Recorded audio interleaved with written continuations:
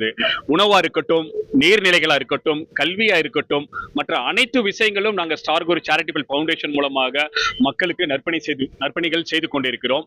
அதில் ஒரு பகுதி தான் நம்ம நீர்நிலைகள். வைகை ஆற்றை தூய்மை பணியில் கடந்த 3வது ஆண்டு விழா, இதோடு எங்களுக்கு 3வது ஆண்டு விழாவை ஒட்டி இந்த தூய்மை பணிகள் ஈடுபட்டு கொண்டிருக்கிறோம்.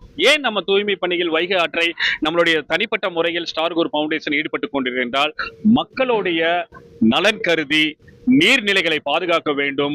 நம்மளுடைய வெப்பம் வருடம் வருடம் அதிகரித்து கொண்டே இருக்கிறது. இந்த வருடம் நீங்க பாத்தீங்கன்னா ஒவ்வொரு வருடமும் நம்மளுக்கு வெப்பம் அதிகரித்து கொண்டே வருகிறது. இன்னும் 2027 இதை விட தாக்கம் அதிகமாக இருக்கும். காரணம், நாம் நீர்நிலைகளை பாதுகாக்க வேண்டும்.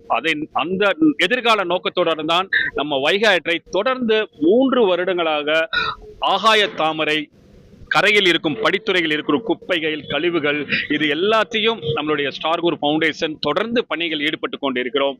மக்களும் விழிப்புணர்வுடன் இருக்க வேண்டும். எப்படி நம்ம உடல்நிலை நம்ம உடம்பில் சரிப்பட்டா தன்னைத்தானே சரி செய்து கொள்ளுமோ, அது மாதிரிதான் இயற்கைக்கு ஒரு குணம் உண்டு.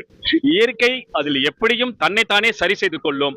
ஆனால் நாம் விழிப்புணர்வோடு இருந்து அதில் குப்பையோ மது பாட்டில்களோ எந்த கழிவுகளையும் நம்ம கலக்காம இருந்தால் நீர் நமக்கு மிகப்பெரிய எதிர்காலத்தில் விவசாயத்துக்கும் குடிநீருக்கும் மிக பயனுள்ளதாக இருக்கும்.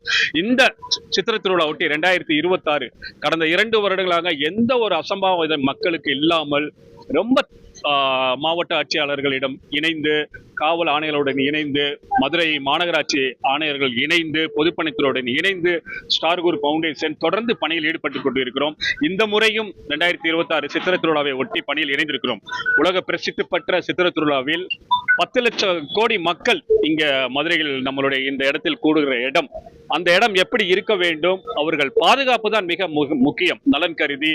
அதனால் இங்க இருக்கிற ஆகாய தாமரை, குப்பைகள், கழிவுகளை எல்லாம் நாங்கள் அகற்றிக் கொண்டு வருகிறோம்.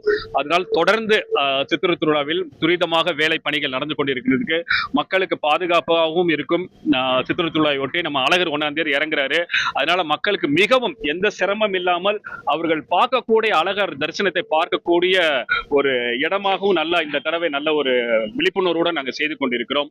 தொடர்ந்து எங்களுடைய பணிகள், வைகை தூய்மை பணிகள் தொடர்ந்து எங்க பயணம், தூய்மை பணி தொடர்ந்து கொண்டே இருக்கும்.